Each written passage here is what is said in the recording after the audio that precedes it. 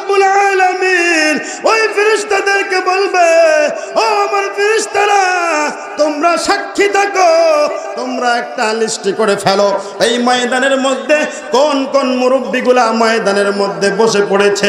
জোরে বলেন সুবহানাল্লাহ। এই ময়দানের মধ্যে কোন কোন যুবকগুলা বসে পড়েছে তোমরা লিস্ট করে ফেলো। ওই মহিলা প্যান্ডেলের মধ্যে কোন কোন মহিলাগুলা ওই মহিলা প্যান্ডেলের মধ্যে বসে পড়লো। ও ফেরেশতারা, তোমরা তাড়াতাড়ি লিস্ট করে ফেলো। আল্লাহ পাকের ফেরেশতারা মুরব্বিদের নামগুলোকে খাতার মধ্যে এন্ট্রি করে ফেলে। জোরে বলেন সুবহানাল্লাহ। যুবকদের নামগুলোকে এন্ট্রি করে ফেলে, মহিলাদের নামগুলোকে ফেরেশতারা এন্ট্রি করে ফেলে। এন্ট্রি করার পর আল্লাহ পাক রব্বুল আলামিন ওই ফেরেশতাদেরকে বলে, ও আমার ফেরেশতারা, যেই মানুষটা আজকে ওই ময়দানের মধ্যে বসে পড়লো ওরা কি আমি আল্লাহরে দেখছে নাকি? ওই মুহূর্তের মধ্যে ফেরেশতারা বলে, না ওগো মালিক, ওই মানুষগুলো কোনোদিন তুমি আল্লাহকে দেখে নাই, তোমার জান্নাত দেখলো না, তোমার জাহান্নাম তারা কোনোদিন দেখলো না। তোমার পয়গম্বর বলেছেন নামাজ না পড়লে শাস্তি আছে।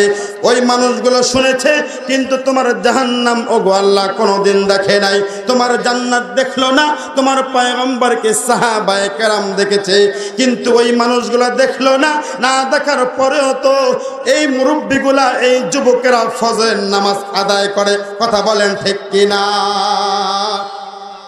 আল্লাহ পাকের ফেরেশতারা বলে, মালিক, ওই ময়দানের মধ্যে যে সমস্ত মানুষগুলো বসে পড়লো তোমারে দেখলো না, তোমার পয়গম্বরকে দেখলো না, জান্নাত দেখলো না, জাহান্নামকে দেখলো না গো আল্লাহ।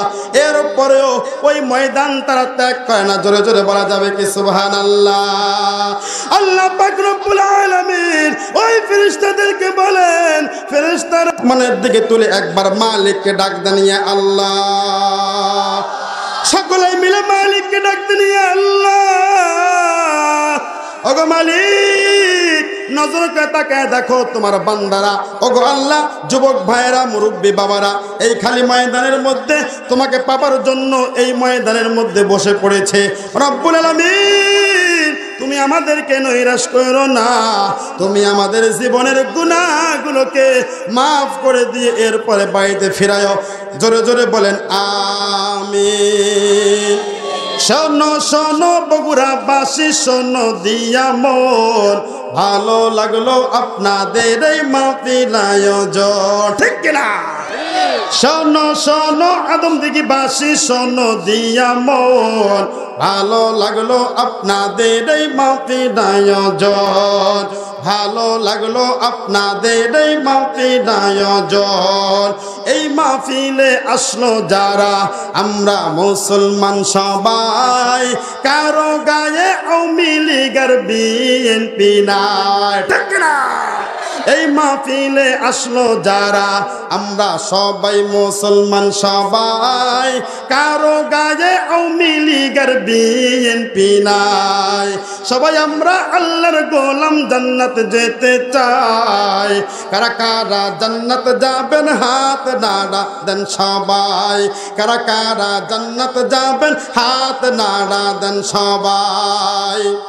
এই মাহফিলের সভাপতি, এই মাহফিলের সভাপতি জনাব মোহাম্মদ আবু বকর সিদ্দিক ভাই, প্রধান অতিথি জনাব আলহাজ সিরাজুল ইসলাম খান ভাই। সবাই আমরা আল্লাহর গোলাম, জান্নাত যেতে চাই। কারা কারা জান্নাত যাব হাত নাড়া দেন সবাই। কারা কারা জান্নাত যাব হাত নাড়া দেন সবাই। লিল্লাহি তাকবীর, লিল্লাহি তাকবীর। কোরআন সুন্নাহর আলো, কোরআন আছে যেখানে, আলেম ওলামা যেখানে, মাশাআল্লাহ আমার ভাইয়েরা, আমার বন্ধুগণ, অতএব বুদ্ধিমান তো তারাই যারা এই মাহফিলে চলে আসছে। কথা বলেন ঠিক কিনা? আপনারা সকলেই বুদ্ধিমান। যুবক ভাই কারা কারা আছেন দুইটা হাত আসমানের দিকে তুলে দেন। যুবক ভাই, যুবক ভাই, মাশাআল্লাহ মাশাআল্লাহ। যেখানে যাই এই যুবকদের ঢাল নামে ইসলামকে জিন্দা করার জন্য। কথা বলো ঠিক কিনা? যুবকরা লিল্লাহি তাকবীর দিবা, আল্লাহু আকবার বলবা। রাজি আছো? লিল্লাহি তাকবীর। এই মুরব্বীরা হাত তুলেন না, যুবকরা হাত তোলেন। অনেক মুরব্বী হাত তুলছে। ব্যাপার কি, 80 বছর বয়সেও মনে জোয়ান হইতে মন চায়। মুরব্বীরা হাত তোলেন না, মুরব্বী না, সরি, যুবকরা হাত তোলেন। যুবকরা, মহিলা প্যান্ডেল থেকে মা বোনরা বলতেছে, কে রে বা, আমরা কি দোষ করলাম? কথা বলেন ঠিক কিনা? প্রজেক্টর আছে এখানে? ওরে বাবা সর্বনাশ, মা বোনরা দেখতেছে। যাই হোক, শোনেন, যুবকরা হাত তোলো। হ্যাঁ, লিল্লাহি তাকবীর। এই আওয়াজে আল্লাহ সন্তুষ্ট হবে না, আরো জোরে লিল্লাহি তাকবীর, লিল্লাহি তাকবীর। হাত নামাও। এবার মুরব্বীদের পালা। কিরকম শক্তি আছে এবার দেখায় দিবেন। হুজুর, যুবকরা পারলে আমরা পারবো না, কথা বলেন ঠিক কিনা? ও মুরব্বী বাবারা, দুইটা হাত আসমানের দিকে তুলে দেন। হ্যাঁ, এমপি সাহেব আসছে? কোথায় আসছে? দেন, স্লোগান দেন। আচ্ছা, হাত নামান।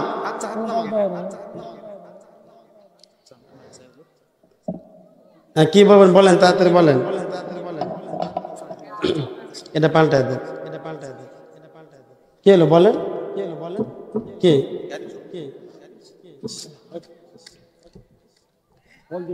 আচ্ছা আচ্ছা, মুরব্বী বাবাদেরকে হাত তুলতে বলছি, তাই না? একটু রাগ করতেছেন আমার উপরে? রাগ করতেছেন? আলোচনা চলবে তো ইনশাআল্লাহ, চলবে তো ইনশাআল্লাহ। ও মুসলমান, আমরা অন্য অন্য জেলার মানুষের মতো আমরা অত বোকা নই, কথা বলেন ঠিক কিনা?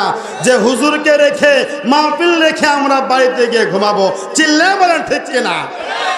আমরা অনেক চালাক, কথা বলেন ঠিক কিনা?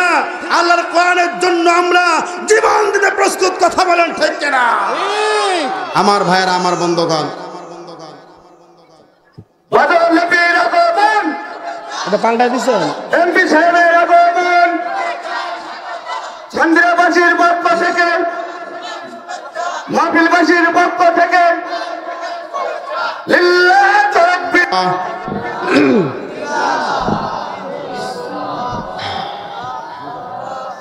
লা ইলাহা ইল্লাল্লাহ,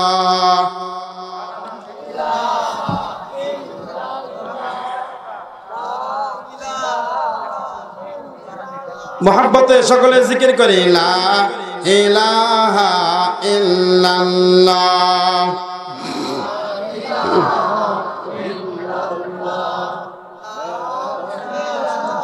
লা ইলাহা ইল্লাল্লাহ,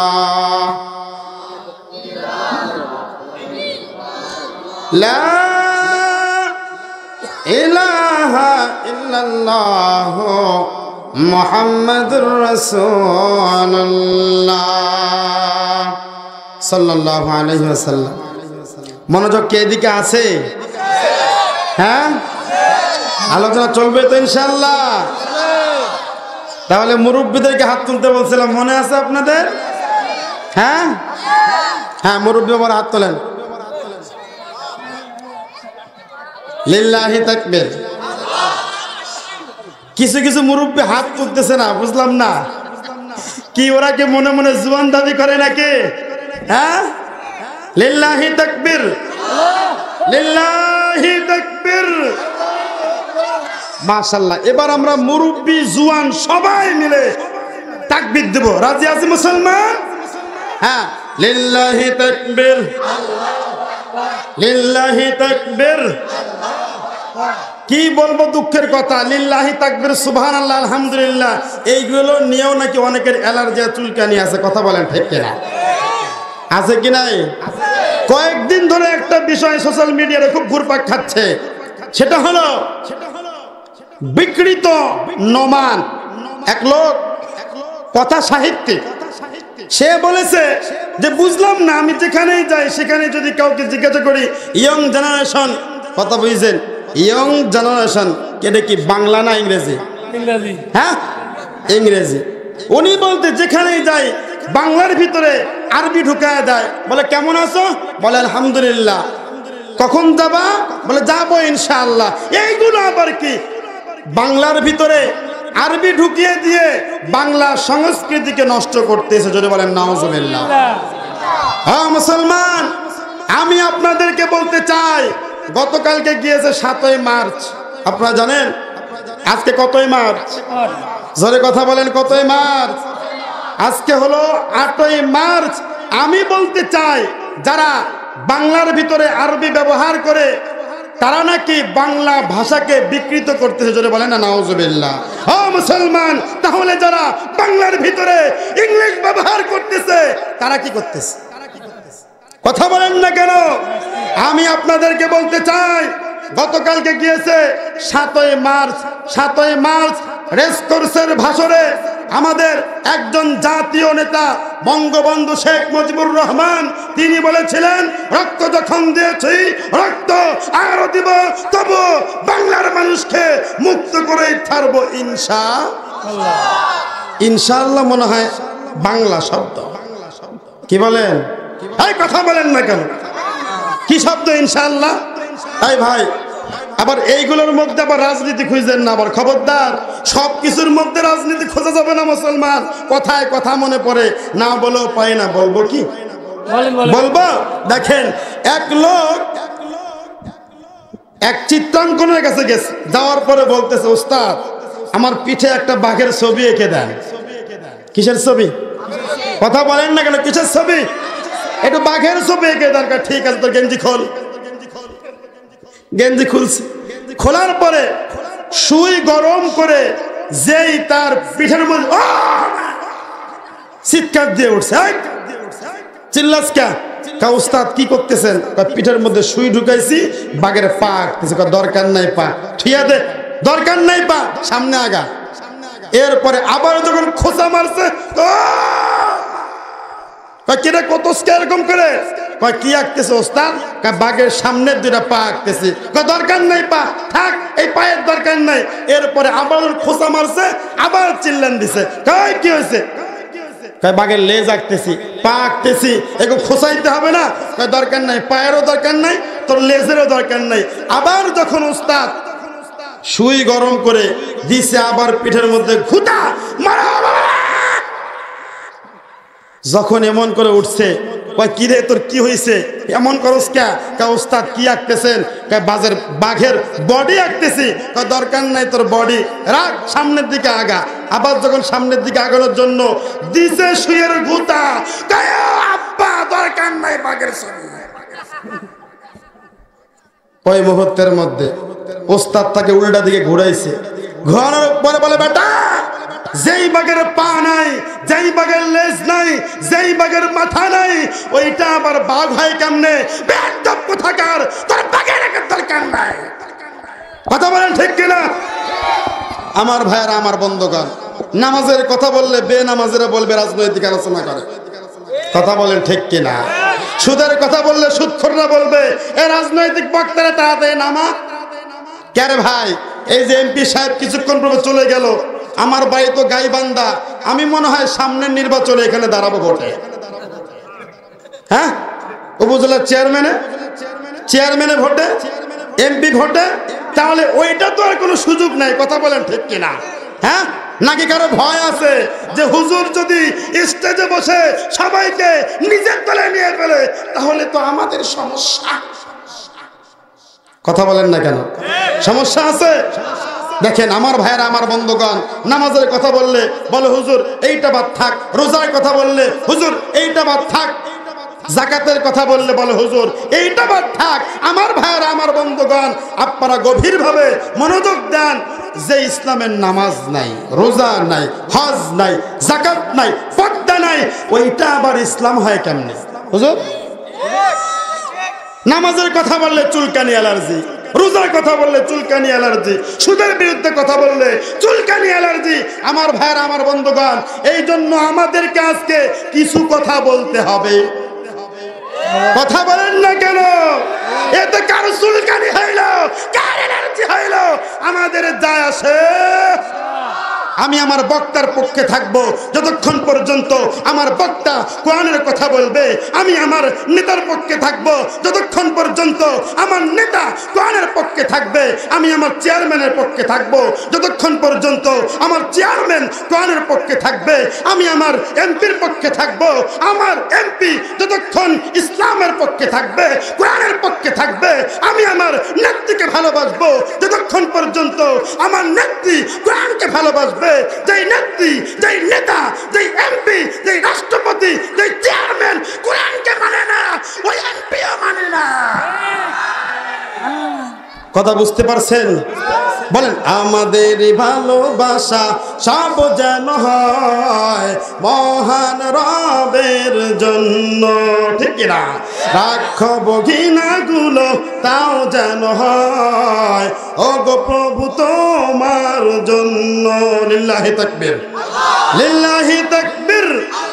আমার ভাইয়েরা, আমার বন্ধুগণ, যেই কথা বলছিলাম আপনাদেরকে, সে বলেছে যে বর্তমান ইয়াং জেনারেশন কি শুরু করে দিয়েছে, বাংলার ভিতরে আরবি শব্দ ইউজ করে। কি করে? ইউজ কি শব্দ? হ্যাঁ, বাংলা না আরবি? ইংরেজি শব্দ। আমার ভাইয়েরা, আমার বন্ধুগণ, আমি আপনাদেরকে বলতে চাই, তাহলে যিনি একজন জাতীয় নেতা, আমরা বলি হাজার বছরের শ্রেষ্ঠ বাঙালি, কথা বলেন ঠিক কিনা? হ্যাঁ, তিনি বলেছেন রক্ত যখন দিয়েছি রক্ত আরো দিব, তবুও বাংলার মানুষকে মুক্ত করে ছাড়বো ইনশাআল্লাহ। তাহলে আমাদের জাতীয় নেতাও আমাদেরকে ইনশাআল্লাহ শিখাইছে, কথা বলেন ঠিক কিনা? বুকের পাঠা থাকলে মাননীয় প্রধানমন্ত্রীর সামনে বলে দেখো, শেখ মুজিবুর রহমান ইনশাআল্লাহ বলার কারণে বাঙালি থেকে বের হয়ে গিয়েছে, তোমার বাসার সাল খুলে ফেলবে। কথা বলেন না কেন? কথা বলেন না কেন? তাহলে যারা আজকে আরবি শব্দ ব্যবহার করলে বাংলার ভিতরে বলে বাংলা ভাষা অপব্যবহার করতেছে, তাদের উদ্দেশ্য কি? বাংলা ভাষা বাঁচানো নাকি ইসলামের বিরোধিতা করা? কথা বলেন না কেন? কি করা? ইসলামের বিরোধিতা করা। আল্লাহ পাক রব্বুল আলামিন তাকে হেদায়েত দিক, সকলে বলে আমিন। আমার ভাইয়েরা, আমার বন্ধুগণ, যেই কথা আমি আপনাদেরকে বলছিলাম, এই জায়গার মধ্যে আমরা আসছি কিছু কথা আমরা বাড়িতে গিয়ে নিয়ে আমল করব ইনশাআল্লাহ, যাতে করে আমরা জান্নাতি হইতে পারি। কি হইতে পারি? কেউ কি জাহান্নামী হওয়ার জন্য এখানে আসছেন? কারা কারা জাহান্নামী হবেন? দুইটা হাত তোলেন তো। মাশাআল্লাহ। আগেই বলেছিলাম বগুড়া জেলার মানুষ খুব চালাক, কথা বলেন ঠিক কিনা? ওরা আর কিছু ছাড়লেও জান্নাত কিন্তু ছাড়বে না। হুজুর, মদ খাইতে পারি, গাঁজা খাইতে পারি, ইয়াবা খাইতে পারি, নামাজ ছাড়তে পারি, কিন্তু মাগার জান্নাত ছাড়ুন না। কথা বলেন ঠিক কিনা?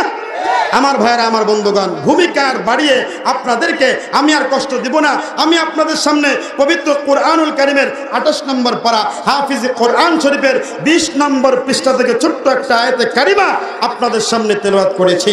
আল্লাহ পাক রব্বুল আলামিন এই আয়াতে কারিমার মধ্যে এই পৃথিবীর সমস্ত মানুষদেরকে উদ্দেশ্য করে বলেন, ও দুনিয়ার মানুষ, ভালো করে শোনো। ওই মানুষ থেকে আল্লাহ পাক রব্বুল আলামিন যাচাই বাছাই করে আল্লাহ পাক রব্বুল আলামিন পবিত্র কোরআনুল কারীমের মধ্যে বিভিন্ন জায়গায় ইয়া আইয়ুহান নাস বলেছেন। কি বলেছেন? তার মানে এই পৃথিবীর সমস্ত মানুষকে উদ্দেশ্য করে বলেছেন ইয়া আইয়ুহান নাস।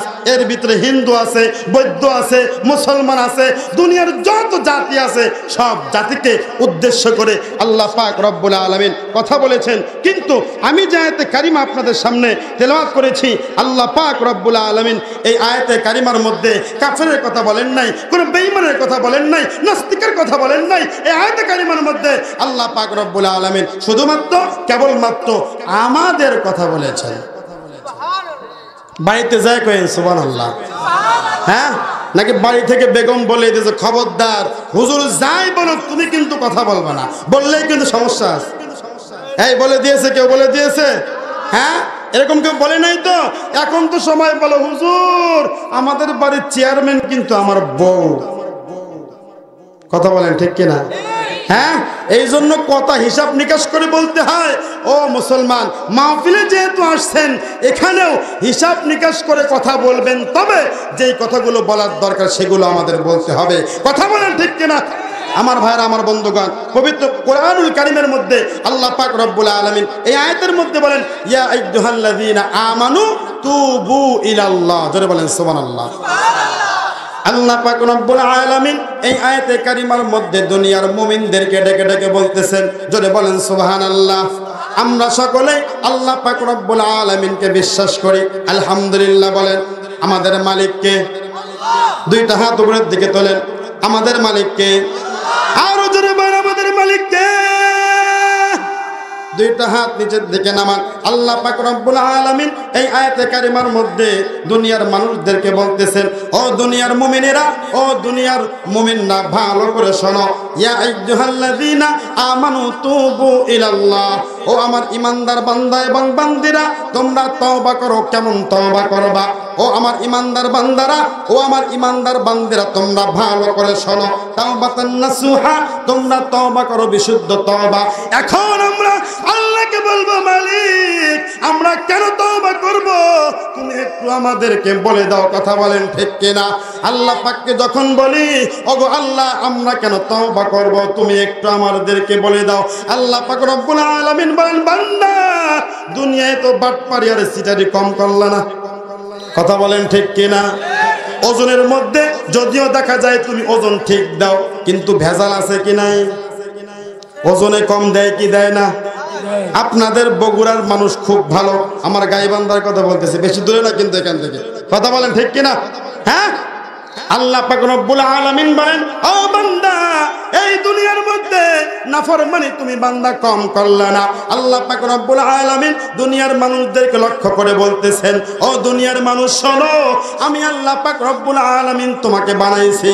আমি আল্লাহ ভালো করে জানি, ও বান্দা তুমি কবরের শাস্তি সহ্য করতে পারবা না। কথা বলেন ঠিক কিনা? আল্লাহ পাক রব্বুল আলামিন দুনিয়ার সমস্ত মানুষদেরকে ডেকে ডেকে বলতেছেন, ও আমার ইমানদার বান্দা এবং বান্দিরা, আমি আল্লাহ পাক রব্বুল আলামিন তোমাদেরকে অনেক মহব্বত করি। আমি আল্লাহ পাক রব্বুল আলামিন তোমাদেরকে অনেক মহব্বত করি। ও বান্দা এই পৃথিবীর মধ্যে তওবা না করে, ও বান্দা তুমি যদি কবরের মধ্যে ঢোকো, ও বান্দা তোমার চামড়ার শরীর কিন্তু আগুন সহ্য করতে পারবে না। কথা বলেন ঠিক কিনা? এই জন্যই তো আল্লাহ পাক রব্বুল আলামিন পবিত্র কোরআনুল কারীমের মধ্যে বলেছেন, ইয়া আইয়ুহাল্লাযীনা আমানু তাকুল্লাহ। আল্লাহ পাক রব্বুল আলামিন এই আয়াতে কারিমার মধ্যে বলতেছেন, ও আমার ইমানদার বান্দারা, তোমরা আমি আল্লাহকে ভয় করো, ভয় করার মতো। জোরে জোরে বলেন সুবহানাল্লাহ। আল্লাহকে ভয় করতে হবে। কেমন ভয় করতে হবে? ভয় করার মতো ভয় করতে হবে। কথা বলেন ঠিক কিনা? যেই ভয় করলে, ও বান্দা তুমি ওজনে কম দিবা না। যেই ভয় করলে, ও বান্দা তুমি কখনো রোজা বাদ দিবা। সামনে আসতেছে রমজানুল মুবারক। কথা বলেন ঠিক কিনা? আল্লাহ পাক রব্বুল আলামিন এই রমজানুল মুবারকে পুরো 30 দিন আল্লাহ পাক রব্বুল আলামিন বছরে 365 দিন তার বান্দাদেরকে ডাক দেন। ডাক দিয়ে বলে, বান্দা আমি আল্লাহ পাক রব্বুল আলামিন তোর প্রথম আসমানে চলে আসছি। জোরে জোরে বলেন সুবহানাল্লাহ। আল্লাহ পাক রব্বুল আলামিন বান্দা আমি আল্লাহ পাক রব্বুল আলামিন বছরে 365 দিন, আমি আল্লাহ পাক রব্বুল আলামিন মাসের 30 দিন, আমি আল্লাহ পাক রব্বুল আলামিন সপ্তাহে 7 দিন, আমি আল্লাহ পাক রব্বুল আলামিন দিনে 24 ঘন্টা তোকে সার্ভিস দেওয়ার জন্য আমি আল্লাহ পাক ঘুমাই না। জোরে জোরে বলা যাবে কি সুবহানাল্লাহ?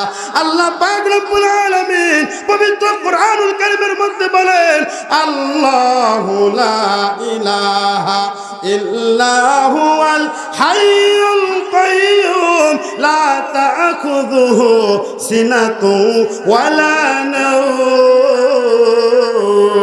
আল্লাহু আকবার। আল্লাহ পাক রব্বুল আলামিন বান্দা আমি আল্লাহ পাক রব্বুল আলামিন তোকে সার্ভিস দেওয়ার জন্য আমি আল্লাহ পাক রব্বুল আলামিন রাতে বেলায় ঘুমাই না রে বান্দা। ও বান্দা তুমি দুনিয়ার মধ্যে চলার ক্ষেত্রে, ও বান্দা তুমি যদি মুসিবতের মধ্যে পড়ো, ও বান্দা গভীর রজনীর মধ্যে মধ্যে তোমার বাপকে ডাক দিলে তোমার বাপ তোমার ডাকে সারা একবার দুইবার তিনবার দিল, তৃতীয়বার চতুর্থবার তোমার আব্বা তোমার ডাকের জবাব দিবে না। তোমার মাকে ডাক দিলে একবার দুইবার তিনবার ডাক দিলে চতুর্থবার তোমার মা ঘুমায়া যাবে, তোমার ডাকের জবাব দিবে না। তোমার স্ত্রীকে ডাক দিলেও তোমার স্ত্রী তোমার ডাকের সাড়া দিবে না। তোমার সন্তানকে ডাক দিলেও তোমার সন্তান তোমার ডাকের জবাব দিবে না। ও বান্দা, ওই গভীর রজনীর মধ্যে আমি আল্লাহ পাক রব্বুল আলামিনকে তুই বান্দা একটা ডাক দিলে আমি আল্লাহ যদি ঘুমাই, ও বান্দা তুই বান্দারে সহযোগিতা কে করবে? জোরে জোরে বলেন সুবহানাল্লাহ। এই জন্যই তো আল্লাহ পাক রব্বুল আলামিন পবিত্র কুরআনুল কারীমের মধ্যে বলেছেন, ও বান্দা আমি আল্লাহকে ভয় করো। কেমন ভয় করবা? আমি আল্লাহকে ভয় করো।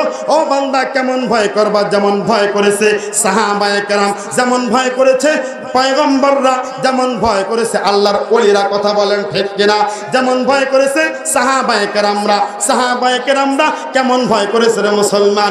আল্লাহ পাক রব্বুল আলামিনকে এমন ভয় করেছে উসমান রাদিয়াল্লাহু তাআলা আনহু, আল্লাহ পাকের পয়গম্বরের জলিল কদর সাহাবী ছিলেন ওই উসমান রাদিয়াল্লাহু তাআলা আনহু, যখন নাকি কবরের পাশ দিয়ে যাইতেন, কবরের পাশ দিয়ে যাওয়ার সময় চোখের পানি ছেড়ে দিয়ে কাঁদতেন আর বলতেন, ও কবর তুই তো এমন একটা ঘর, তুই ঘরের মধ্যে আমি উসমান যদি যাই আমি উসমানকে চিনবি না, পয়গম্বরের জামাতাকে চিনবি না, পয়গম্বরের সাহাবীকে চিনবি না, কথা বলেন ঠিক কিনা?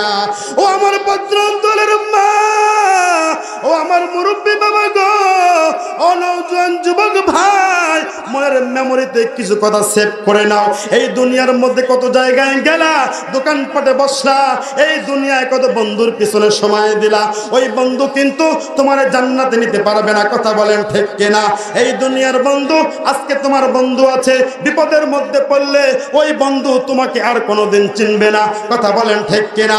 একবার চিন্তা করে দেখো এই মুহূর্তের মধ্যে, ও মুরব্বী বাবা, ও নওজোয়ান যুবক ভাই, পদ্মান্তরের মা, এই মুহূর্তের মধ্যে যদি আমাদের মৃত্যু হয়ে যায়, আমাদের মৃত্যু হইলে আমাদের বাড়িতে আমাদের মৃত্যুর সংবাদ চলে যাবে। আমি মুফতি শামীম আল মিসবাহ বলছি, এই মুহূর্তের মধ্যে আমি মুফতি শামীম আল মিসবাহ যদি মৃত্যু হয়ে যায়, আমার সংবাদ আমার বাড়িতে চলে যাবে। আমার সংবাদ আমার বাড়িতে পৌঁছানোর পর আমার জন্য বড়ই পাতার গরম পানি আমার জন্য প্রস্তুত করা শুরু হয়ে যাবে। দোকানে চলে যাবে, দোকানে যাওয়ার পরে কাফনের কাপড় কিনবে, কথা বলেন ঠিক কিনা? আমার জন্য কেউ বা চলে যাবে বাঁশের ঝাড় থেকে বাঁশ কাটার জন্য, কেউ বা চলে যাবে কবর খনন করার জন্য। ও মুসলমান, আমি যেই জামাগুলো, যেই পোশাকগুলো আমি দুনিয়ার মধ্যে শপিং মলের মধ্যে গিয়ে আমার কষ্ট উপার্জিত টাকা পয়সা দিয়ে যেই পোশাকগুলো কিনেছিলাম, এই পোশাকগুলো কিন্তু আমার শরীর থেকে খুলে ফেলবে, কথা বলেন ঠিক কিনা? আমার ভাইরা, আমার বন্ধুগণ, যেই দামি দামি আমি বাড়ি তৈরি করেছিলাম, হালালকে হালাল মানি নাই, হারামকে হারাম মানি নাই, সব কিছু টাকা মিলিয়ে আমি একটা বাড়ি তৈরি করেছিলাম। ওই বাড়ি থেকেও আমাকে রাত্রেবেলায় নামায়া দিবে, কথা বলেন ঠিক কিনা? সকলের বিবি বলবে, ও আব্দুর রহিম, ও আব্দুল করিম, যে বিবির জন্য সুদ খাইছি, হারাম খাইছি, ওই বিবিটাও কিন্তু আমি মারা গেলে, আমরা মারা গেলে আমাদের সন্তানদেরকে বলবে, এই লাশটা দেখলে আমার ভয় লাগে, একে তাড়াতাড়ি তোমরা আন্ডারগ্রাউন্ডে নামায়া দাও, কথা বলেন ঠিক কিনা? আমার ভাইয়েরা, আমার বন্ধুগণ, মনের কান দিয়ে আমার কথাগুলো শোনো, আর রাত্রিবেলায় বাড়িতে গিয়ে বালিশের সাথে মাথা ঠাকাই যা চিন্তা করবা। ও বগুড়ার মুসলমান, ও আদম দিগির মা, ও নওজোয়ান যুবক ভাই, আমরা দুনিয়াতে বসবাস করার জন্য আজকে আমাদের ঘরটাকে সাজাইলাম, আমাদের ঘরের মধ্যে আলমারি লাগাইলাম, আমাদের ঘরের মধ্যে দামি দামি খাট ব্যবহার করলাম। ওই ঘরের মধ্যে রাত্রেবেলায় ঘুমাইলে আমার ভয় লাগে, এই জন্য 1000 পাওয়ারি লাইট আমি ব্যবহার করলাম। গরম দিনে, গরমকালে আমার গরম লাগে, ফ্যান বাদ দিয়ে আমি এসি ব্যবহার করলাম। একটা বার চিন্তা করে দেখো, ওই কবরের মধ্যে ঘর অন্ধকার কবর, ওই কবরের মধ্যে কিন্তু কোনো লাইট নাই, কথা বলেন ঠিক কিনা? ওই কবরের মধ্যে কোনো ফ্যান নাই, ওই কবরের মধ্যে কোনো আরামের ব্যবস্থা নাই। এই দুনিয়ার মধ্যে বিপদে পড়লে বন্ধুকে ডাক দিলে একবার শোনা যায়, মাকে ডাক দিলে ওই মা একবার তোমার ডাকের জবাব দিবে, বাবাকে ডাক দিলে ওই বাবা একবার তোমার ডাকের জবাব দিবে। কিন্তু অন্ধকার কবর, ওই কবরের মধ্যে গেলে বগুড়ার মুসলমান, ওই কবরের মধ্যে গেলে দুনিয়ার কোনো মানুষদেরকে ডাক দিলে আসবে না, কথা বলেন ঠিক কিনা? যাদেরকে আপন মনে করতাম, যাদেরকে আপন মনে করতাম, তারাই কিন্তু আমার লাশটা বহন করে নিয়ে গিয়ে ওই কবরের মধ্যে রেখে আসবে, কথা বলেন ঠিক কিনা? এই জন্যই তো উসমান গনি রাদিয়াল্লাহু তাআলা আনহু কবরের পাশ দিয়ে যখন যাইতেন, ওই কবরকে ডাক দিয়ে বলতেন, রে কবর, তুই তো এমন একটা ঘর, তুই ঘরের মধ্যে কোন নেতার পরিচয় চলে, কথা বলেন চলে? ওই কবরের মধ্যে কোন নেত্রীর কোনো পাওয়ার চলে না, ওই কবরের মধ্যে টাকা পয়সার কোনো পাওয়ার চলে না, ওই কবরের মধ্যে এমপির কোনো পাওয়ার চলে না, ওই কবরের মধ্যে উপজেলা চেয়ারম্যানের কোনো পাওয়ার চলে না, ওই কবরের মধ্যে মেম্বারের কোনো পাওয়ার চলে না। ও পদ্মান্তরের মা হযরতে ফাতেমা রাদিয়াল্লাহু তাআলা আনহা বিশ্বনবী সরকার দু আলম নবীর কলিজার টুকরা কন্যা সন্তান ছিলেন, কথা বলেন ঠিক কিনা? ওই কন্যা সন্তান যখন দুনিয়া থেকে চলে গেলেন, দুনিয়া থেকে যাওয়ার পর তার লাশটা যখন নাকি কবরের মধ্যে নামানো হয়, কবরের মধ্যে নামানোর পর সাহাবায়ে কেরাম বলে, ও কবর, তুমি কি জানো এই কবরের মধ্যে কার লাশ রাখা হয়? আল্লাহ পাক রব্বুল আলামিন কবরের জবান খুলে দিয়েছেন, আল্লাহু আকবার। ওই কবরে ডাক দিয়ে বলে, ও আল্লাহর নবীর সাহাবী, আমি তো এমন একটা ঘর, এই ঘর আমি দুনিয়ার কোনো মানুষদেরকে চিনি না, আমি দুনিয়ার কোনো মানুষদেরকে চিনি না, কার মেয়ে, কার মা, কার স্ত্রী, ওইটা আমি চিনি না, কথা বলেন ঠিক কিনা? আমি কবর এমন একটা ঘর, এই ঘরের মধ্যে ঈমান আর আমল নিয়ে আসলে আমি কবর তার জন্য শান্তির ব্যবস্থা করব। জোরে জোরে বলা যাবে কি সুবহানাল্লাহ? কাফন আমার আপন, কবর আমার ঘাটি, ওই কবরে যেতে হবে, থাকবে না কেউ সাথী, ওই কবরে যেতে হবে, থাকবে না কেউ সাথী, থাকতে হবে নিরালায়, একা একা বাসতলায়, থাকতে হবে নিরালায়, একা একা বাসতলায়, চতুর্দিকে রবে শুধু মাটি, চতুর্দিকে রবে শুধু মাটি, ঠিক কিনা? ওই কবরের মধ্যে ঢুকলে আমার দুনিয়ার কোনো পাওয়ার চলবে না, কথা বলেন ঠিক কিনা? এই দুনিয়ার মধ্যে যদি কেউ জেলখানায় যায়, যাওয়ার পরে যদি একটা ফোন দেয়, আমি কিন্তু এমপির ভাতিজা বলতেছি, এমপির ভাতিজা হইলে তার পাওয়ার এলাকায় চলা যায় না, আছে কি নাই? হ্যাঁ, আছে কি নাই? এই দুনিয়ার মধ্যে বিপদে পড়লে এমপি মন্ত্রীরা ফোন দিলে তোমাকে জেলখানা থেকে মুক্ত করে দিবে। একটা বার চিন্তা করে দেখো, ওই কবরের মধ্যে ঢুকলে কোন মন্ত্রীর পাওয়ার চলবে না। তাহলে যারা আজকে আমরা এই দুনিয়ার মধ্যে আমরা ক্ষমতার বড়াই করে যারা আজকে আমরা দুনিয়ার মধ্যে চলতেছি, আচ্ছা বলেন তো, এই দুনিয়ার মধ্যে এত সিন্ডিকেট করতেছি, আপনার চিনির দামও নাকি বাড়ছে নাকি? দেখেন না মাঝে মধ্যে বিভিন্ন জায়গায় নিজেরাই আগুন লাগায় দেয়, দেওয়ার পরে বলে যে চিনির দাম বেড়ে গেছে, আছে কি নাই? মাঝে মধ্যে শুনে পেঁয়াজের দামও 200-র উপরে, কতর উপরে? সিন্ডিকেট করে না? করে কি করে না? আহারে, তাদের কি মরার একটু ভয় নাই? কথা বলেন। এই জন্য আল্লাহ বলেছেন, বান্দা তুমি আমারে ভয় করো। কেমন ভয় করবা? যেই ভয় করলে ও বান্দা তুমি আর কোনোদিন সুদ খাবা না। কি খাবা না? ঘুষ খাবা না। ও বান্দা যেই ভয় করলে তুমি বান্দা 5 ওয়াক্ত নামাজ পড়া শুরু করবা। জোরে জোরে বলেন না সুবহানাল্লাহ। আমার ভাইয়েরা, আমার বন্ধুগণ, এই জন্য আল্লাহ পাক রব্বুল আলামিন পবিত্র কুরআনুল কারীমের মধ্যে বলেন, ইয়া আইয়ুহাল্লাযীনা আমানুত্তাকুল্লাহা হাক্কা তুকাতিহি। আল্লাহ পাক রব্বুল আলামিন বলেন, বান্দা তোমরা আমি আল্লাহকে ভয় করো। কেমন ভয় করবা? ভয় করার মতো ভয় করো, যেমন ভয় করেছিলেন সাহাবায়ে কেরাম। তারা কোনোদিন নামাজ কাজা করতেন না, কথা বলেন ঠিক কিনা? বিপদের মধ্যে পড়লেও তারা কখনো নামাজ কাজা করতেন না। জোরে জোরে বলা যাবে কি সুবহানাল্লাহ? একটু জিকির করি লা ইলাহা ইল্লাল্লাহ।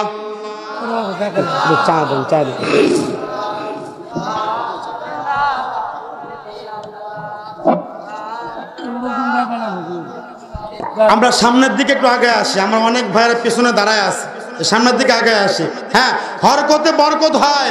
হরকতে কি হয়? হরকতে বরকত হয়। সামনের দিকে আগে লা ইলাহা ইল্লাল্লাহ।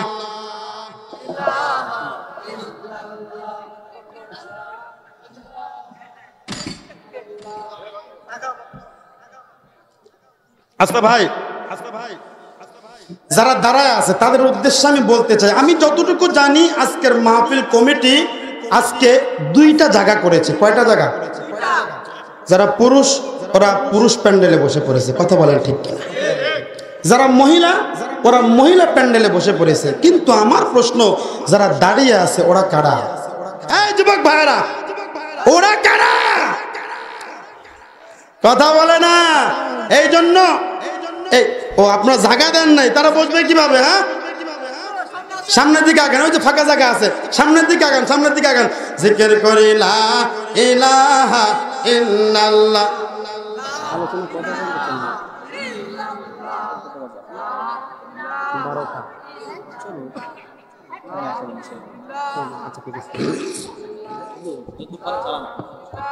লা ইলাহা ইল্লাল্লাহ, লা ইলাহা ইল্লাল্লাহ, লা ইলাহা ইল্লাল্লাহ মুহাম্মাদুর রাসূলুল্লাহ। আমার ভাইয়েরা, আমার বন্ধুগণ, মিশকাত শরীফ থেকে একটা হাদিস বলতেছি।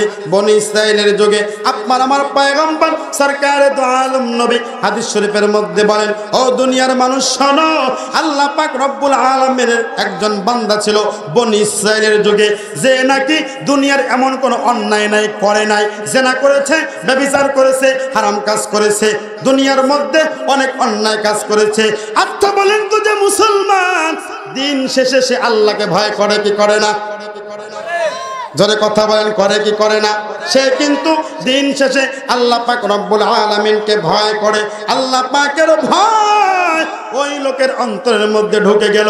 ওই ব্যক্তি চিন্তা করতেছে, হায় রে, আমার বাবাও কিন্তু এই দুনিয়া থেকে চলে গেছে, আমাকে একদিন এই দুনিয়া থেকে চলে যেতে হবে। ওই আল্লাহর বান্দার মৃত্যুর ভয় অন্তরের মধ্যে ঢুকে গেল। অন্তরের মধ্যে ঢুকানোর পর ওই ব্যক্তি তার সন্তানদেরকে ডাক দিয়েছে। ডাক দেওয়ার পরে বলতেছে, আরে সন্তানের দল, কোথায় আছো তোমরা? তাড়াতাড়ি আমার সামনে চলে আসো। সন্তানরা চলে আসছে। আসার পরে সন্তানদেরকে বলতেছে, আরে সন্তানের দল, আমার ভয় হয় আমার মৃত্যুর পরে আল্লাহ পাক রব্বুল আলামিন আমার কবরের মধ্যে আমার সাথে কেমন ব্যবহার করবে। আমার বড্ড ভয় লাগে। আল্লাহর সামনে আমি এই চেহারা নিয়ে কেমনে দাঁড়াবো? দুনিয়ার মধ্যে খারাপ কাজ তো কম করলাম না, চুরি করেছি, জেনা করেছি, ব্যভিচার করেছি। আমার ভাইয়ের, আমার বন্ধুগণ, এই পৃথিবীর মধ্যে পৃথিবীর কোন মানুষ জানুক বা না জানুক, আমরা জানি আমরা নিজেরা কতটা সলিড। কথা বলেন ঠিক কিনা? পৃথিবী না জানো আমি তো জানি, আমি কি পাপ করেছি, হায়, ঠিক কিনা? পৃথিবী না জানো আমি তো জানি, আমি কি পাপ করেছি, হায়, আমার পাপের করলে বিচার, বাঁচার আমার নাই উপায়, দয়াময় তুমি মাফ করো আমায়, মাফ করো আমায়। সকলে বলে আমিন। আমি কতটা ভালো পৃথিবীর কোনো মানুষ জানুক বা না জানুক, আমি কিন্তু ভালো করে জানি। কথা বলেন ঠিক কিনা? রাতের আধারে আমি যুবক কার সাথে চ্যাটিং করে দুনিয়ার মানুষ জানে না, আমি জানি কিনা জানি। এই ভাইরা, রাত্রেবেলায় যখন যাই মাহফিল শেষ করার পরে, আজকে তো অনেক দূরে আসছি, হয়তোবা আপনাদের এলাকায় রাত্রেবেলায় থেকে যাব, কাছাকাছি প্রোগ্রামে গেলে রাতে বাড়িতে ফিরে যায়, দেখি অনেক যুবক ভাই এই যে মোবাইল লাগাইছে কানের ভিতরে আর মোবাইল ছাড়ে না। কি করে না? আর ছাড়ে না। বলে সকিনা, তোরে ছাড়া তো আমি আর বাঁচি না। আছে কি নাই? বলে আজ প্রতি রাত জেগে থাকি, সুযোগ পাই না তুমি আসি। বলে কি বলে না? আমরা বলবো আজ প্রতি রাত জেগে থাকি মাহফিল শোনার জন্য। ঠিক না? এই বলেন, আজ প্রতি রাত জেগে থাকি আল্লাহকে পাবার জন্য। ঠিক না? ও যুবক ভাই, যুবক ভাইদের উদ্দেশ্য করে আজকে কিছু কথা বলবো। সেটা হলো এই যে রাত্রেবেলায় দুনিয়ার কোনো মানুষ দেখে না, লাইট বন্ধ করে তুমি যে কাজগুলো করতেছো এই পৃথিবীর কেউ দেখে না। আল্লাহ দেখেন কি দেখেন না? আল্লাহ দেখেন কি দেখেন না? কিন্তু আমার বাংলার যুবকেরা আগের চাইতে অনেক ভালো হয়েছে। কথা বলেন ঠিক কিনা? দেখলেন না আজকের আমাদের মাননীয় এমপি সাহেব যুবক? কথা বলেন ঠিক কিনা?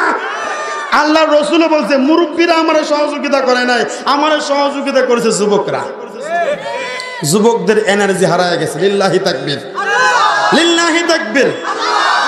এই জন্য মুসলমান, আগে আমরা দেখতাম যাত্রাপালা, গান বাজনা প্রত্যেকটা পাড়ায় পাড়ায় হয়তো। কথা বলেন ঠিক কিনা? কিন্তু আজকের বাংলার মুসলমানরা, বাংলার যুবকেরা জেগেছে, ইসলামের বিজয় হবে ইনশাআল্লাহ। হবে তো ইনশাআল্লাহ। যুবক ভাইরা, আমরা আর কোনোদিন গুনাহ করব না। গুনাহ করতে গেলে আল্লাহকে ভয় করব, গুনাহ করতে গেলে আল্লাহকে ভয় করব, মৃত্যুর কথা স্মরণ করব। আমাকে একদিন আমার মালিকের সামনে দাঁড়াইতে হবে, আল্লাহর সামনে আমাকে দণ্ডায়মান হইতে হবে। কথা বলেন ঠিক কিনা? এই জন্য আমার ভাইয়েরা, আমার বন্ধুগণ, ওই আল্লাহ পাকের বান্দার মনের মধ্যে মৃত্যুর ভয় জেগেছে। মৃত্যুর ভয়ে জাগার পর সন্তানদেরকে ডাক দিয়ে বলতেছে, ও আমার সন্তানরা, তোমরা আমারে কবর দিবা না, আমার মৃত্যুর পরে আমার লাশটাকে জ্বালায়া দিবা। নাউজুবিল্লাহ বলেন। আমার লাশটাকে জ্বালায়া দিবা। সন্তানদেরকে ওই আল্লাহর বান্দা ওসিয়ত করতেছে। তার কিছুদিন পরে আল্লাহ পাকের ওই বান্দা দুনিয়া থেকে মৃত্যুবরণ করলো। ওসিয়ত অনুযায়ী ওই লোকের সন্তানরা তাকে আগুনের মধ্যে পড়লো। আগুনের মধ্যে পড়ার পর ওই আল্লাহ পাকের বান্দার সন্তানরা ওই লাশটাকে পড়ার পরে তার বাবা ওসিয়ত করেছিল যেই ছাইগুলো হবে ওই ছাইগুলোকে অর্ধেক নদীর মধ্যে ভাসায় দিতে, অর্ধেক পাহাড়ের মধ্যে যেন বাতাসের সাথে উড়াইয়া দেয়। তার চিন্তা ভাবনা ছিল, এরকম করলে আমাকে আল্লাহর সামনে আর দণ্ডায়মান হইতে হবে না। জোরে বলেন নাউজুবিল্লাহ। আল্লাহর সামনে দাঁড়াইতে হবে না। এই বলে দুনিয়ার মধ্যে অনেকেই পাপাচার করে, কি করে না? এই বলে কি পাপাচার করা যাবে? যাবে না। আমার ভাইরা, আমার বন্ধুগণ, শেষ মুহূর্ত পর্যন্ত যখন এই কাজ করেছে, আল্লাহ পাক রব্বুল আলামিন ফেরেশতাদেরকে বলে, ও আমার ফেরেশতারা, ও এই কাজটা কেন করলো? ওর সবগুলা ছাই একত্রিত কর। একত্রিত করার পরে আল্লাহ পাক রব্বুল আলামিন ওই বান্দাকে জিজ্ঞাসা করে, ও আমার বান্দা, তুমি এই কাজ কেন করলা? বলতেছে, আল্লাহ, জীবনে খারাপ কাজ তো কম করি নাই। ও মালিক, জীবনে খারাপ কাজ কম করি নাই। ওগো আল্লাহ, তোমার সামনে এই চেহারা নিয়ে কেমনে দাঁড়াবো সেই ভয়েই তো আমি এই কাজ করেছি। আল্লাহ পাক রব্বুল আলামিন বলেন, বান্দা, তোমার ভিতরে এই পরিমাণ ভয় চলে আসছে, যা, এই ভয়ের কারণে আমি আল্লাহ তোকে মাফ করে দিলাম। আল্লাহর ভয় রাখার দরকার আছে কি নাই? যাদের হৃদয়ে আছে আল্লাহর ভয়, তারা কভু পথ ভুলে যায় না। ঠিক না? আমার ভাইয়েরা, আমার বন্ধুগণ, আল্লাহ পাক রব্বুল আলামিন এই জন্যই তো বলেছেন, ও আমার ইমানদার বান্দারা, তোমরা আমি আল্লাহকে ভয় করো। কেমন ভয় করবা? ভয় করার মতো ভয় করো, যেমন ভয় করেছিল সাহাবায়ে কেরাম। ওই সাহাবায়ে কেরাম বিপদের মধ্যে পড়ার পরও কোনোদিন তারা খারাপ কাজ করতো না, নামাজ কাজা করতো না, তারা রোজাকে কখনো বাদ দিত।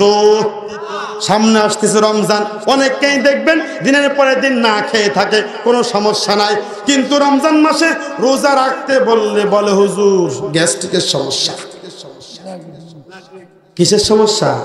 হ্যাঁ হুজুর গ্যাস্ট্রিকের সমস্যা। মনে করবেন যারা বলবে গ্যাস্ট্রিকের সমস্যা ও এক নম্বরের বাটপার। কথা বলেন ঠিক কিনা?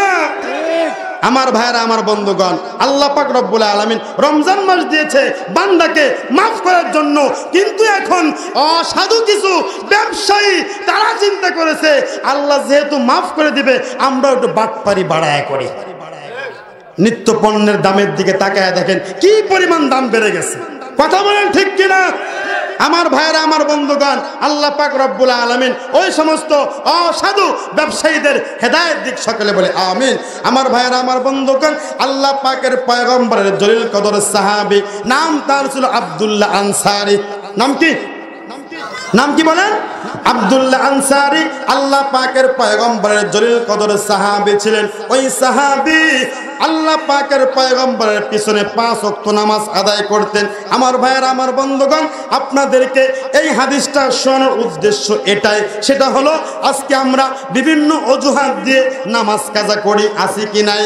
বিভিন্ন অজুহাত দিয়ে আজকে আমরা রোজা কাজা করতেছি, বিভিন্ন অজুহাত দিয়ে আমরা আজকে দুনিয়ার পাপাচারের সাথে লেগে আছি, কিন্তু আল্লাহ পাকের পয়গম্বরের সাহাবী হাজার বিপদের মধ্যেও পরেও তারা কোনোদিন খারাপ কাজ করে নাই, বিপদের মধ্যে পড়েও তারা কোনোদিন অন্যায় কাজ করে নাই। জোরে জোরে বলা যাবে কি সুবহানাল্লাহ? আমার ভাইয়েরা, আমার বন্ধুগণ, আল্লাহ পাকের পয়গম্বরের সাহাবী, নাম তার হলো আব্দুল্লাহ আনসারী। আব্দুল্লাহ আনসারী আল্লাহ পাকের পয়গম্বরের পিছনে 5 ওয়াক্ত নামাজ আদায় করে, কিন্তু সবার পরে মসজিদে নববীতে যায়, সবার আগে নামাজ থেকে তাড়াতাড়ি বাড়িতে ফিরে আসে। সাহাবায়ে কেরাম আপনার আমার পয়গম্বরের কাছে আমার পয়গম্বরের কাছে নালিশ দিয়ে দিল, পয়গম্বর গো, আপনার সাহাবী আব্দুল্লাহ আনসারী মুনাফিক হয়ে গেছে। আব্দুল্লাহ আনসারী সবার পরে মসজিদের মধ্যে আসে, আবার সবার আগে মসজিদ থেকে আপনার সাহাবী বের হয়ে যায়। ওগো পয়গম্বর, আপনার সাহাবী মুনাফিক হয়ে গেছে। ওই মুহূর্তের মধ্যে পয়গম্বর সাহাবায়ে কেরামদেরকে বলতেছে, ও আমার সাহাবায়ে কেরাম, এই খবরটা নেওয়ার জন্য আমরা আব্দুল্লাহ আনসারীর বাড়িতে যাব। আব্দুল্লাহকে গিয়ে আমরা জিজ্ঞাসা করব, আল্লাহ পাকের পয়গম্বরের সাহাবীরা যখন নাকি আব্দুল্লাহ আনসারীর বিরুদ্ধে পয়গম্বরের কাছে নালিশ দিল, নালিশ দেওয়ার পর আপনার আমার পয়গম্বর সাহাবায়ে কেরামদেরকে বললেন, ও আমার সাহাবায়ে কেরাম, আমরা সকলেই মিলে আব্দুল্লাহ আনসারীর বাড়িতে যাব। যাওয়ার পরে তাকে জিজ্ঞাসা করব কেন সে সবার পরে মসজিদের মধ্যে যায়, আবার সবার আগে কেন সে মসজিদ থেকে বের হয়ে যায়। একটা দিন নির্ধারণ করা হলো। দিন নির্ধারণ করার পর আব্দুল্লাহ আনসারীর বাড়িতে পয়গম্বর সহকারে পয়গম্বরের সাহাবী আবু বকর ওই দলের সাথে ছিলেন, পয়গম্বরের সাহাবী উমর ফারুক রাদিয়াল্লাহু তাআলা আনহু ওই দলের সাথে ছিলেন, উসমান রাদিয়াল্লাহু তাআলা আনহু ওই দলের সাথে ছিলেন, আলী রাদিয়াল্লাহু তাআলা আনহু ওই দলের সাথে ছিলেন, আর অনেক সাহাবায়ে কেরাম সকলেই মিলে আব্দুল্লাহ আনসারীর বাড়িতে চলে গেলেন। যাওয়ার পরে সাহাবায়ে কেরাম আব্দুল্লাহ আনসারীকে ডাক দেওয়ার পরে বলে, এ আব্দুল্লাহ আনসারী, ভালো করে শোনো, ঘরের মধ্যে তুমি থাকলে তাড়াতাড়ি দরজাটা খুলে দাও। একবার ডাক দেয়, দুইবার ডাক দেয়, তিনবার ডাক দেয়, ঘরের ভিতর থেকে কোনো সারা শব্দ পাওয়া যায় না, ঘরের ভিতর থেকে কোনো প্রকার সারা শব্দ পাওয়া যায় না। পয়গম্বর বলছেন হয়তোবা আমার আব্দুল্লাহ আনসারী ঘরের মধ্যে নাই, ঘরের মধ্যে থাকলে হয়তোবা তাড়াতাড়ি আমার আব্দুল্লাহ আমাদের সংবাদ পেয়ে খুলে দিত। ওই দিক থেকে আব্দুল্লাহ আনসারী চোখের পানি ফেলে দিয়ে কান্দে আর বলে, পয়গম্বর আমার ঘরের দরজার সামনে দাঁড়িয়ে আছে, ওগো আল্লাহ মালিক রে, তুমি আমারে গরিব বানাইছো, আমার কোনো দুঃখ নাই। তুমি আমারে গরিব বানাইছো, আমার কোনো আফসোস নাই। তুমি আমারে গরিব বানাইছো, ওগো আল্লাহ, তোমার কাছে কোনোদিন বড় খাওয়ার জন্য আমি দোয়া করি নাই, কিন্তু মালিক আল্লাহু আকবার, ওগো আল্লাহ, তুমি আমার এই পরিমাণ গরিব তুমি কেন বানাইছো? ওগো আল্লাহ, আব্দুল্লাহ আনসারীর পরিবারের মধ্যে শুধুমাত্র কেবলমাত্র একটাই জামা। আল্লাহু আকবার বলেন। আব্দুল্লাহ আনসারী ওই জামাটা ব্যবহার করলে, পরিধান করলে, আব্দুল্লাহ আনসারীর স্ত্রী ওই জামাটা ব্যবহার করতে পারে না। আব্দুল্লাহ আনসারী পরলে তার স্ত্রী ব্যবহার করতে পারে না, স্ত্রী পরলে আব্দুল্লাহ আনসারী ব্যবহার করতে পারে না। আমার ভাইরা, আমার বন্ধুগণ, নামাজের সময় যখন হয়তো আব্দুল্লাহ আনসারী ওই জামাটা পরিধান করে মসজিদের মধ্যে চলে যাইতো, নামাজ আদায় করে আবার তাড়াতাড়ি আব্দুল্লাহ আনসারী বাড়িতে চলে আসতো। তার বিবি ওই পোশাকটা পরিধান করে ওই ঘরের মধ্যে নামাজ আদায় করত। আব্দুল্লাহ আনসারী চোখের পানি ফেলে দিয়ে কান্দে আর বলে, মালিক তুমি আমার গরিব বানাইছো, আমার কোনো দুঃখ নাই রে আল্লাহ, আমার কোনো অ্যাপ্লিকেশন নাই, কিন্তু মালিক তুমি আমার এই পরিমাণ গরিব কেন বানাইছো? আমার ঘরের দরজার সামনে আমার পয়গম্বর আমার ঘরের দরজার সামনে টাক দেয়, সাহাবায়ে কেরাম ঘরের দরজার সামনে টাক দেয়, আমি আব্দুল্লাহ আনসারী তাদের ডাকের জবাব দিতে পারি না। যখন তার স্ত্রী নামাজ শেষ করে ফেলছে, আর এই দিক দিয়েও বিশ্ব নবী সরকার দু আলম নবী সাহাবায়ে কেরামদেরকে সাথে করে নিয়ে যখন নাকি মসজিদে নববীর দিকে রওনা দিয়ে দিলেন, যখন যাওয়া শুরু করলেন, আব্দুল্লাহ আনসারী স্ত্রীর নামাজটাও শেষ হয়ে গেল। আব্দুল্লাহ আনসারী ওই পোশাকটা পরিধান করার পরে দরজা খুলে দেখে আব্দুল্লাহ আনসারী ঘরের দরজার সামনে সাহাবায়ে কেরাম সহকারে সরকারে দু আলম নবী আমার দরজার সামনে দাঁড়িয়েছিল। জোরে জোরে বলা যাবে কি সুবহানাল্লাহ? এমন এতিম নবী আমার, পিতা মাতা নাই যে তাহার, তারপরেও এত মারা মারলো তাকে দুশ্মনে, নবী বিনে কে তারাবে ফুলসিরাত মিজানে, নবী বিনে কে তারাবে ফুলসিরাত মিজানে। আমার সাথে সকলে বলেন, চলো চলো চলো মুমিন চলো নবীর সন্ধানে, নবী বিনে কে তারাবে ফুলসিরাত মিজানে, নবী বিনে কে তারাবে ফুলসিরাত মিজানে। লিল্লাহি তাকবীর। আব্দুল্লাহ আনসারী চিন্তা করতেছে, আমার ঘরের দরজার সামনে আমার পয়গম্বর আসছিল, আরে আমার ঘরের দরজার সামনে বিশ্ব নবীজির সাহাবীরা আসছিল, আর আমি দরজা খুলে দিলাম না। এই বলে আব্দুল্লাহ আনসারী বিশ্ব নবীর পিছনে দৌড় দিয়েছে। দৌড় দেওয়ার পর আব্দুল্লাহ আনসারী বিশ্ব নবীজির কাছে চলে গেলেন। যাওয়ার পরে আব্দুল্লাহ আনসারী পয়গম্বরকে বলতেছে, পয়গম্বর আপনি আমার ঘরের দরজার সামনে আসছিলেন, আমি আব্দুল্লাহ আনসারী অনেক ধন্য গো পয়গম্বর। ওগো পয়গম্বর আমি অনেক ধন্য হয়ে গিয়েছি। ওগো পয়গম্বর আপনার সাহাবায়ে কেরাম আমার ঘরের দরজার সামনে আসছিল। ওগো পয়গম্বর আমি আব্দুল্লাহ আনসারী ধন্য হয়ে গিয়েছি, কিন্তু পয়গম্বর আপনি কেন আমার ঘরের দরজার সামনে আসছিলেন গো পয়গম্বর? আপনি একটু আমারে তাড়াতাড়ি বলেন। আব্দুল্লাহ আনসারীকে পয়গম্বর বলতেছে, ও আব্দুল্লাহ তুমি সবার পরে মসজিদের মধ্যে ঢোকো, সবার আগে তুমি মসজিদ থেকে বের হয়ে যাও। কেন কেন কেন এটা জানার জন্য আমরা তোমার ঘরের দরজার সামনে চলে আসছি। আব্দুল্লাহ আনসারী চোখের পানি ফেলে দিয়ে কান্দে আর বলে, পয়গম্বর আল্লাহ পাক রব্বুল আলামিন আমার এই পরিমাণ গরিব বানাইছে, আমার শুধুমাত্র কেবলমাত্র একটাই জামা, আমি পরলে আমার স্ত্রীটা ওই জামাটা পরতে পারে না, আমার স্ত্রী পরলে আমি ওই জামাটা পরতে পারি না। পয়গম্বর গো, আপনার পিছনে নামাজ পড়তে আমার অনেক ভালো লাগে, ফজিলত আমি ছাড়তে চাই না, এই জন্যই তো জামাটা নিয়ে আমি আপনার পিছনে নামাজ আদায় করি। সালাম ফেরানোর পর আমি আবার দ্রুত আমার বাড়িতে চলে যাই, যাওয়ার পরে ওই কাপড়টা আমার স্ত্রী পরিধান করে নামাজ আদায় করে। জোরে জোরে বলা যাবে কি সুবহানাল্লাহ। পয়গম্বর চোখের পানি ফেলে দিয়ে কান্দে আর মালিককে ডাক দিয়ে বলে, আল্লাহ আমার জামানার মধ্যে এই পরিমাণ গরিব মানুষ আছে যার শুধুমাত্র কেবলমাত্র একটাই জামা। আল্লাহু আকবার বলেন। পয়গম্বর এই দিক থেকে কান্না শুরু করে দিলেন। পয়গম্বর কাঁদতেছে, এই দিক থেকে আবু বকর সিদ্দিক রাদিয়াল্লাহু তাআলা আনহু এই দিক দিয়ে দ্রুত চলে আসছে।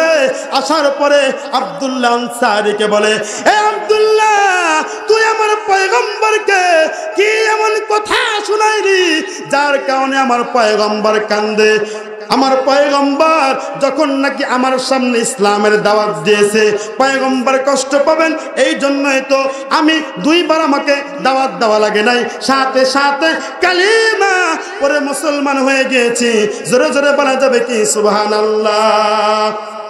ওমর ফারুক রাদিয়াল্লাহু তাআলা আনহু বিশ্বনবীর কাছে আসছে, আসার পরে বলতেছে, পয়গম্বর গো,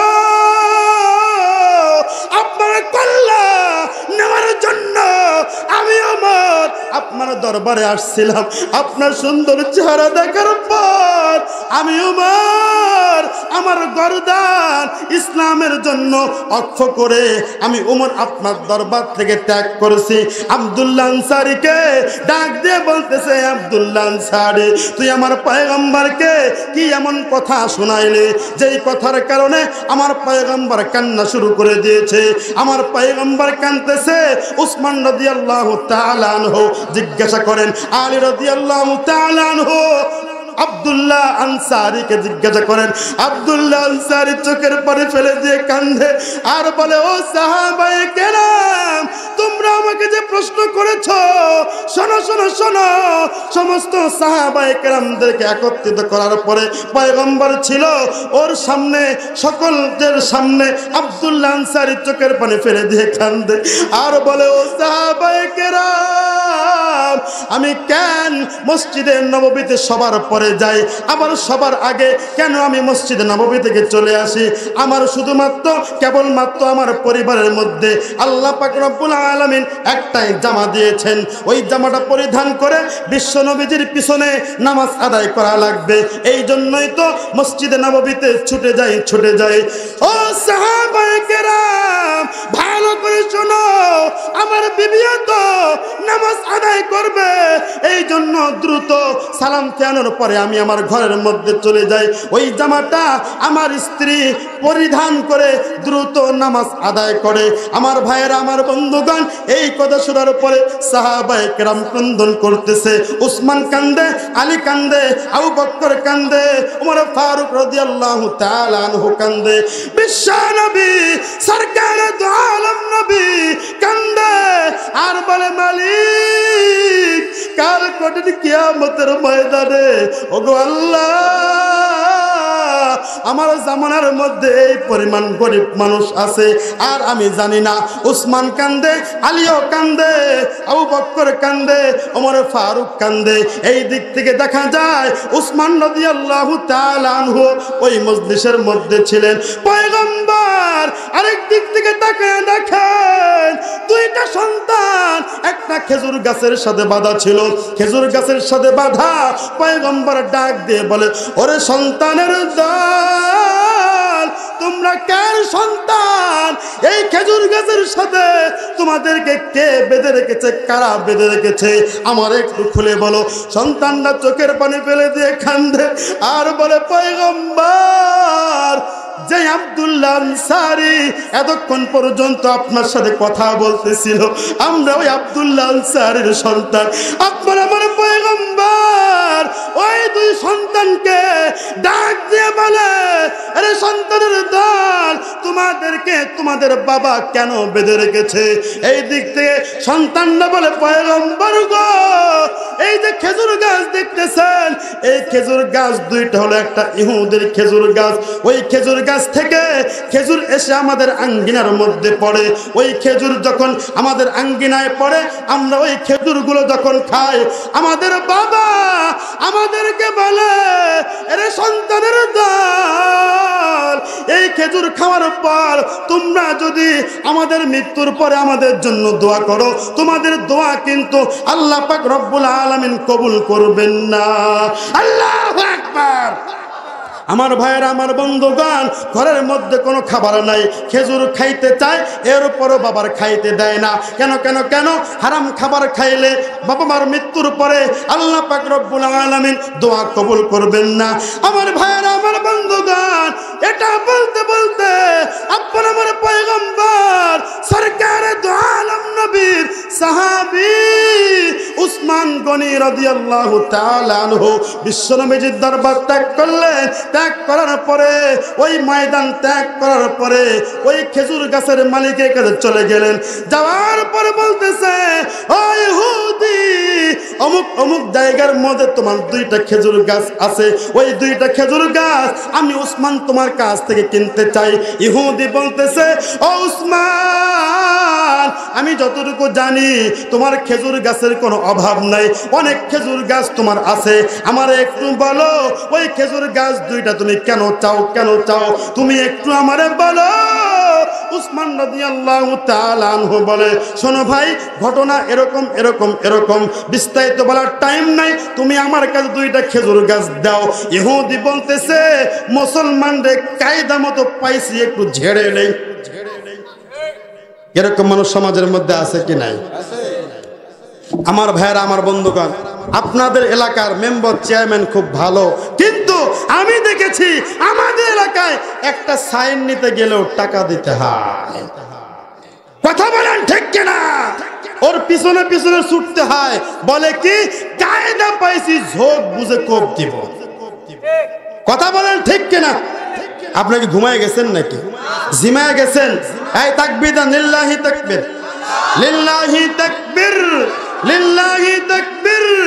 ইহুদি বলতেছে, মুসলমানদের কায়দা মতো পাইছি, বলতেছে, ওসমান, আমার ওই দুইটা খেজুর গাছ আমি তোমার 1000 খেজুর গাছের বিনিময়ে বিক্রয় করব। কয় হাজার? বলেন না কয় হাজার? জোরে বলেন না কয় হাজার? একটা খেজুর গাছের বিনিময়ে 1000 খেজুর গাছ আমাকে দিতে হবে। তার মানে দুইটা খেজুর গাছের কারণে কয়টা? কয়টা? 2000 খেজুর গাছ দিতে হবে। উসমান রাদিয়াল্লাহু তাআলা আনহু বলতেছে, ঠিক আছে, তোমার দাবি আমি মানলাম, তোমার দুইটা খেজুর গাছের বিনিময়ে আমি উসমান তোমাকে 2000 খেজুর গাছ দেব। জোরে বলেন না সুবহানাল্লাহ? আর জোরে বলেন সুবহানাল্লাহ। আমার ভাইয়েরা, আমার বন্ধুগণ, এই দিক থেকে উসমান রাদিয়াল্লাহু তাআলা আনহু তার জীবনের সমস্ত সম্পত্তি একটা বস্তার মধ্যে ঢুকিয়ে তারপরে ওই ইহুদির বাড়িতে গিয়েছিল। জোরে বলেন না সুবহানাল্লাহ। ইহুদি জিজ্ঞাসা করে, ভাই ওই বস্তার মধ্যে কি আছে? উসমান রাদিয়াল্লাহু তাআলা আনহু ওই ইহুদিকে জবাব দেয়, শোনো ও ইহুদি, ভালো করে শোনো, আজকে শুধুমাত্র কেবলমাত্র 1000 2000 খেজুর গাছ নয়, ওই দুইটা খেজুর গাছের বিনিময়ে আমি উসমানের সমস্ত সম্পত্তি চাইলে আমি উসমান আমার জীবনের সব সম্পদ তোমাকে দিয়ে দিতাম। এরপরে আমি আমার পয়গম্বরকে খুশি করতাম। জোরে বলেন না সুবহানাল্লাহ। আমার ভাইয়েরা, আমার বন্ধুগণ, এই দিক থেকে উসমান রাদিয়াল্লাহু তাআলা আনহু পয়গম্বরের সামনে চলে গেছেন। যাওয়ার পর উসমান রাদিয়াল্লাহু তাআলা আনহু ওই মজলিসের মধ্যে আছেন। পয়গম্বর বলেন, কে আছো, এই দুইটা কাজ তোমরা খরিদ করে দিবা। এই দিক থেকে উসমান রাদিয়াল্লাহু তাআলা আনহু বলেন, পয়গম্বর, খরিদ করা হয়ে গেছে, আপনারা টেনশন করতে হবে না। লিল্লাহি তাকবীর। আমার ভাইরা, আমার বন্ধুগণ, বিশ্বনবী উসমানকে বলতেছে, ও উসমান, তোমার জন্য আল্লাহ পাক রব্বুল আলামিন জান্নাতে ঘর বরাদ্দ করেছে। কোথায় ঘর বরাদ্দ করেছে? বলেন না কোথায়? এর মানে হলো দান করলে পরকালে উপকার পাওয়া যাবে কি যাবে না? কথা বলেন, যাবে কি যাবে না? যাবে, অবশ্যই যাবে। আল্লাহ পাক রব্বুল আলামিন বলছেন, ও আমার ইমানদার বান্দারা, তোমরা নামাজ আদায় করো, তোমরা নামাজ আদায় করো। আল্লাযীনা ইউমিনুনা বিল গায়বি ওয়া ইউকিমুনাস সালাতা। আল্লাহ পাক রব্বুল আলামিন যেখানে ঈমান আনার কথা বলেছেন, নামাজের কথা বলেছেন, সেখানে বলেছেন, ও আমার ইমানদার বান্দারা, তোমরা আমার টাকা থেকে তোমরা আমার রাস্তায় ব্যয় করো। সবাই ঠিক বলে না? জোরে বলেন না ঠিক? জোরে বলেন না ঠিক? আমার ভাইয়েরা, আমার বন্ধুগণ, এই জন্য আল্লাহর রাস্তায় যদি কেউ টাকা পয়সা দেয়, তার জন্য জান্নাতের মধ্যে ঘর বরাদ্দ আল্লাহ করবেন কি করবেন না? বুখারী শরীফ থেকে একটা ছোট্ট একটা হাদিস শোনাবো, শুনবেন তো ইনশাআল্লাহ? আল্লাহ পাক রব্বুল আলামিন কাল কঠিন কিয়ামতের ময়দানে আল্লাহ পাক রব্বুল আলামিন বাইতুল্লাহ শরীফকে বলবে, ও বাইতুল্লাহ শরীফ, যাও তুমি জান্নাতের মধ্যে ঢুকে পড়ো। খুশি হন নাই মনে আপনারা, তাই না? হ্যাঁ, খুশি হন নাই আপনারা? বাঙালি জাতি কোন জায়গায় সুবহানাল্লাহ বলতে বইটাও যায় না। কথা বলেন ঠিক কিনা? এত সুন্দর কথা বলতেছি, কথায় কথা মনে পায় না, বলেও পায় না। বলবো কি? বলবো? পিছনের ভাইয়েরা বলবো? হ্যাঁ বলবো। দেখেন, রাত্রেবেলায় একটা মেয়ে প্রচুর কান্নাকাটি করতেছে। কি করতেছে? প্রচুর কান্নাকাটি করতেছে। তার কান্না দেখে তার দাদিও কাঁদতেছে। কে কাঁদতেছে? দাদিও কাঁদতেছে। ওই সময় দাদির কান্না থেকে পাশে ওই ছোট্ট মেয়ের মা শুয়েছিল, ওই মাও কাঁদতেছে। যখন রাত্রিবেলায় ওই মেয়ের বাবা বাড়িতে আসছে, বাড়িতে আসার পরে দেখে কিরে আমার মেয়ে কান্দে, আমার মা কান্দে, আমার বউ কান্দে, ওই লোক কান্না শুরু করে দিয়েছে। আচ্ছা বলেন তো, একটা বাড়িতে এত মানুষ কান্নাকাটি করলে পাড়া প্রতিবেশী যারা আছে তাদেরও তো একটা হক আছে। কি বলেন? হক আছে না? তারাও কান্না শুরু করে দিয়েছে। এ কান্দে কে? তখন একজন লোক এসে বলে, ভাই ব্যাপার কি? এই বাড়িতে কেউ কি মারা গেছে? না, কেউ মারা যায় না। কি জন্য কান্দতেছে আমি নিজেও তো জানি না, আমি নিজেও জানি না। তখন এসে বলতেছে, আচ্ছা ঠিক আছে, জিজ্ঞাসা কর, বাড়ির মালিককে জিজ্ঞাসা কর। বাড়ির মালিককে জিজ্ঞাসা করছে, এই আপনি কান্দেন কেন কান্দি সেটা তো জানি না, আমার বউ কান্দে এই জন্য আমিও কান্দি। তখন ঠিক আছে, আপনার বউ কি জন্য কান্দে জিজ্ঞাসা করেন। বউকে বলে, তুই কান্দিস কে? ওই সময় বলতেছে, আমি কেন কান্দি আমি তো জানি না, আমার শাশুড়ি কান্দে এই জন্য আমিও কান্দি। তখন বলতেছে, আমার মাকে জিজ্ঞাসা করে কেন কান্দে। যখন জিজ্ঞাসা করা হয়েছে ওই মেয়ের দাদিকে, বলে আমি কি জন্য কান্দি আমি তো জানি না, আমার নাতির সাথে একসাথে ঘুমাই, আমার নাতি কান্দে এই জন্য আমিও কান্দি। নাতিকে জিজ্ঞাসা করা হয়েছে, তুই কান্দিস কে? ওই মেয়ে বলতেছে, আমি স্বপ্নে দেখেছি আমার বিয়ে হয়েছে। কি হয়েছে? আমি স্বপ্নে দেখি আমার বিয়ে হয়েছে। এই নানি বা দাদি, শুধু তাই নয়, বিয়ে হওয়ার পরে স্বামীর সাথে সংসার করতে গিয়ে আমার 2টা বাচ্চা হয়েছে। ওই বাচ্চারা কূপের মধ্যে পড়ে গিয়ে মারা গেছে, আমি কাঁদবো না। কথা বোঝেন নাই? এই জন্য আমি কাঁদতেছি। মানে স্বপ্নে দেখেছে বাচ্চা মারা গেছে, এই জন্য কাঁদতেছে। আমার বাংলাদেশের মুসলমানরা যেখানে ঠিক বলতে হবে সেখানে ঠিক বলতে পারে না, কখন কোন জায়গায় কি বলতে হবে, কোন জায়গায় কাঁদতে হবে, কোথায় কাঁদতে হবে না, ওইটাও যায় না। কথা বলেন ঠিক কিনা? কথা বুঝতে পারছেন? এই জন্য কথা বলে হু হা একটু করবেন। কথা বলেন ঠিক কিনা?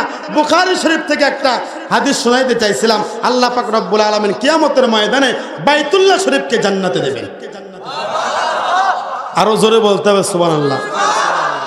যখন বাইতুল্লাহ শরীফকে আল্লাহ পাক রব্বুল আলামিন জান্নাতের মধ্যে ঢুকায়া দিবেন, জান্নাতে ঢুকানোর সময় ওই বাইতুল্লাহ শরীফ আল্লাহ পাক রব্বুল আলামিনকে বলবে, রব্বুল আলামিন, এই পৃথিবীর মধ্যে আমি বাইতুল্লাহকে অনুসরণ করে, আমি বাইতুল্লাহকে অনুকরণ করে এই পৃথিবীর মধ্যে লক্ষ লক্ষ কোটি কোটি মসজিদ হয়েছে। কথা বলেন ঠিক কিনা? ওগো আল্লাহ, এই পৃথিবীর মধ্যে বহুত মসজিদ আমি বাইতুল্লাহকে অনুসরণ করে হয়েছে। আচ্ছা বলেন তো, মসজিদের নববীর, মসজিদের মক্কা শরীফ, বাইতুল্লাহ শরীফ এবং মসজিদে নববীকে অনুকরণ করে আমরা মসজিদ বানাই কি বানাই না? বানাই না? ওই বাইতুল্লাহ শরীফ আল্লাহকে বলবে, আল্লাহ এই মসজিদগুলো ছাড়া আমরা একা একা জান্নাতে যাব না। আমরা একা একা জান্নাতের মধ্যে যাব না। আল্লাহ পাক রব্বুল আলামিন বলবে তাহলে তুই কি এদেরকে নিয়ে জান্নাতে ঢুকবি? হ্যাঁ, ওদেরকে নিয়ে আজকে জান্নাতের মধ্যে ঢুকবো। জোরে বলেন না সুবহানাল্লাহ। আল্লাহ পাক রব্বুল আলামিন ওই মুহূর্তের মধ্যে বাইতুল্লাহ শরীফকে পারমিশন দিয়ে দিবে, ও আমার ফেরেশতারা বাইতুল্লাহ শরীফের সাথে পৃথিবীর সমস্ত মসজিদগুলোর কানেকশন করে দাও। যদি বলেন সুবহানাল্লাহ। তোমরা শিকল দিয়ে বেঁধে দাও, বাইতুল্লাহ শরীফের সাথে পৃথিবীর সমস্ত মসজিদগুলোকে বেঁধে দেওয়া হবে। বাঁধার পর আল্লাহ পাক রব্বুল আলামিন ওই সময় বলবে, ও বাইতুল্লাহ শরীফ, এই পৃথিবীর সমস্ত মসজিদগুলোকে সাথে করে নিয়ে তুমি জান্নাতের মধ্যে ঢুকে পড়ো। এই পৃথিবীর সমস্ত মসজিদগুলা আল্লাহকে বলবে, মালিক আমরা একা একা তোমার জান্নাতের মধ্যে ঢুকবো না। জোরে জোরে বলা যাবে কি সুবহানাল্লাহ। আল্লাহ পাক রব্বুল আলামিন বাইতুল্লাহ শরীফকে যখন জিজ্ঞাসা করবে, সমস্ত মসজিদগুলোকে যখন জিজ্ঞাসা করবে, তাহলে তোমরা কেমনে তোমরা জান্নাতের মধ্যে ঢুকবা? এই পৃথিবীর সমস্ত মসজিদগুলো বলবে, মালিক রে, আমরা মসজিদকে তোমার যেই বান্দারা আবাদ করেছে, 5 ওয়াক্ত নামাজ পড়ে এই মসজিদগুলোকে যারা আবাদ করেছে, নিজের ঘর পাকা ছিল না কিন্তু মসজিদকে পাকা বানাইছে, নিজের ঘরে টাইলস ছিল না কিন্তু মসজিদকে যারা টাইলস লাগাইছে, নিজের ঘরের মধ্যে ফ্যান ছিল না কিন্তু মসজিদগুলোকে যারা ফ্যান লাগাইছে, ওগো আল্লাহ, এই কিয়ামতের ময়দানে তোমার বান্দাদেরকে রেখে আমরা একা একা জান্নাতে ঢুকবো না, জান্নাতে ঢুকবো না। ওগো আল্লাহ, আমাদেরকে এই লোকগুলোকে দাও, এই লোকগুলোকে নিয়ে আমরা জান্নাতের মধ্যে ঢুকবো।